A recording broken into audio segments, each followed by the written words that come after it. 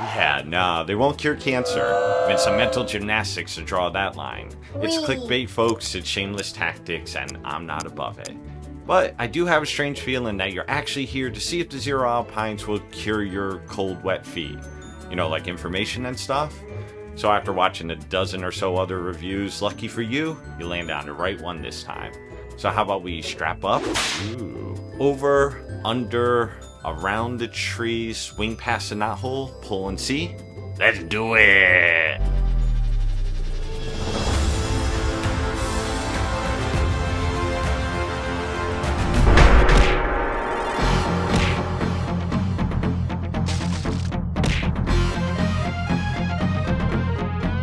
So I live in the Northeast, good old US of A, and we experience something called winter.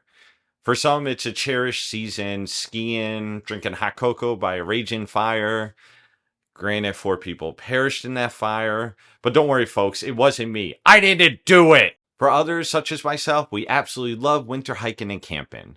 No skeeters, no profusely sweating, breathing heavy, climbing up 500 million-year-old rocks, questioning my life decisions. So if all the gear that I have, there's just one thing I could just never hit the mark: footwear. I don't know about you, but when I have to wear boots, it absolutely sucks. For the past 8 years, I've been hiking primarily in zero drop trail runners during the warm season, and then it hits winter. Don't get me wrong, I absolutely love winter, but when I have to switch over to boots, my feet feel fatigued after a long hike, and my body in general just doesn't appreciate it. So a few years back, I purchased a pair of Columbia Bugga boots. It was, I need a pair of boots quickly for a winter overnight trip. I'm not sure I used those air quotes right, but because my last boots were virtually tread free, and with years of hiking in ultras, my feet couldn't stand those cramped boots anymore.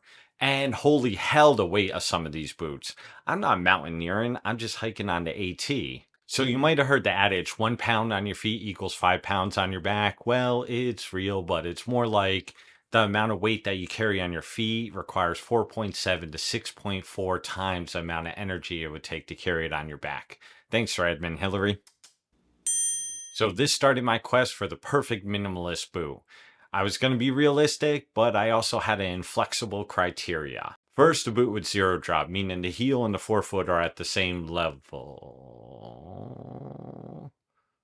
Oh. 2, flexible and light enough to feel as close to trail runners as possible. 3, water resistant enough to avoid seepage, especially when wearing micro spikes. I meant the boot. And 4, warm enough, taking into account I'd be wearing a lighter boot. Lo and behold, after hours of scouring the internet, enter stage right, the Xero Alpines. So let's unpackage these bad boys and take them to task. Will they outperform other boots? Will I be able to get them out of the package? Will I develop superpowers after being bit by a radioactive squirrel? All the important questions begging an answer. Bet there's a pair of boots in here. Upon first reveal, what can I say? Construction of the boot looked good. Maybe the aesthetic is lacking some. But then again, I knew that when I purchased them. I have eyes, but I also have needs. Flexibility was something I wanted to experience right off the bat. Look at him, folks. He's just a big dumb idiot. I like the tread pattern. More to come on that later. The polyester fleece liner was nice, and I'm excited to see if the heat-reflected insoles and 200-gram insulation keep my piggies warm. Although the boots retail at $160, I was fortunate to get them for $80. And I didn't have to do anything obscene to get that deal. So I want to get a baseline before getting them out in the field with this highly technical procedure. A paper towel inside the boot and submerging the boot to just below the gusseted tongue. I was able to see if it leaked anywhere off the line. Dry as a bone. So one of the big draws for the Alpines was the weight. So let's pop them on the scale, get an accurate weight. Slightly off from each other. I guess it's kind of like one of my balls being heavier than the other. It's just what it is. Compared to a couple other pairs of my boots, they're definitely lighter than the Bugga boots on the left and slightly heavier than my Ultras on the right. Now there's really only one thing left to do. besides selling off some of my organs to pay off debt. Which reminds me, hit the like and subscribe button so that maybe I could halt all organ sales in the foreseeable future.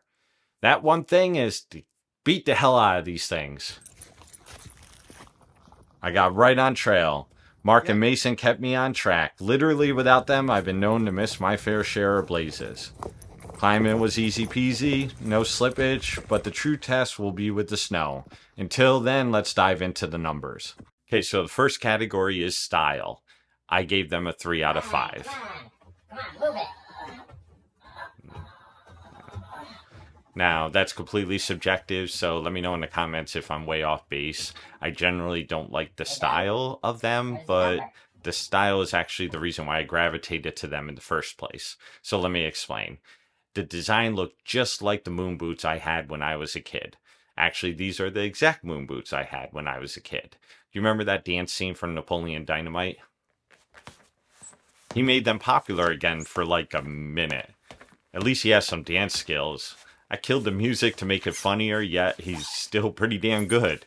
So I used to wear them everywhere, including school, and I was not as cool as he was. Take that in for a second. So the moon boots were super comfy. They were easy on and off, and they were light. So the Alpines seemed like the perfect boot. Moon boots with laces. Hell, I'd wear Hello Kitty boots if they were the most comfortable boot out there. Style is not important enough to me, but I feel like it's a metric when you're spending $160. Next up is fit.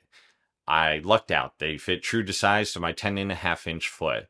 I'll say that I felt a little rubbing on my pinky toes, but after sprawling my toes for how many years now, unless I legit wear a clown shoe, I'm going to feel some rub. But I'm good though. I didn't feel any significant rubbing after several miles. My foot's still settling in, so I think it'll be fine. I'm going to give them a bona fide 4 out of 5. In and out. Almost perfect. Now, for a super important category for any shoe or boot, comfort. I'm actually giving these guys a 5 out of 5. I mean, I was shocked that I was able to throw them on, bang out 4 to 5 miles, and not feel anything the next day. I mean, my Ultra Lone Peaks are like that on the outset, but the Ultras have a 25mm stack, and these Alpines have a 5.5mm stack. So the Alpines with far less cushion were just as comfortable, and I also felt more connected to the ground in the Alpines. And the flexibility, perfect. No tired feet. So let's talk about warmth. My official rating, a 4 out of 5. Okay, it's in and out, guys. In and out. Yeah, it's pretty high for a 200-gram insulated boot, but they are rated at negative 25 degrees Fahrenheit.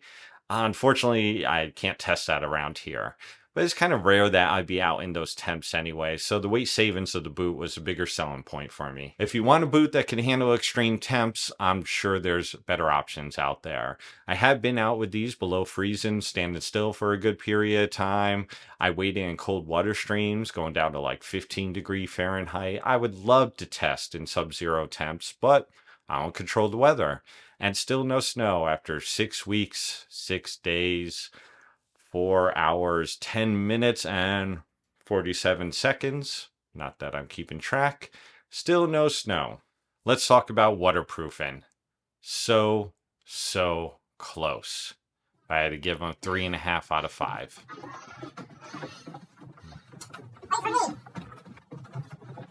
Now, I was actually impressed right off the bat, and at least a few times after. It was only after this clip.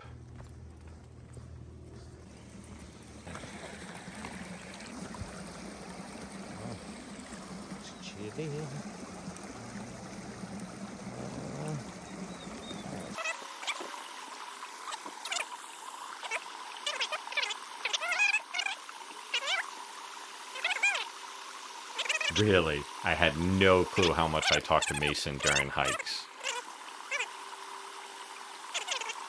Anyways, I felt some moisture about a minute after getting out. It was the right front outside edge of my boot.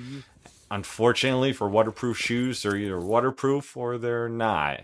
So I could try and find a point of entry and melt some wax into the crevice, but there's only so long that's going to kind of hold up. It could have been a one-off thing. I had gone through other streams without feeling any moisture. Granted, I wasn't standing in them for over a minute. seemed like the snow would never come, so I started getting creative with my tests, such as moonwalking up a hill. Surprisingly harder than it looks. But I guess the harder it was, the better the tread is, right? I don't know what this was. My audition for Jubilee's Body Behind the Curtain.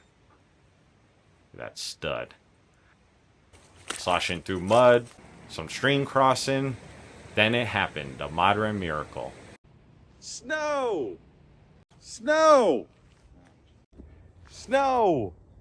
Well, at least 4 inches.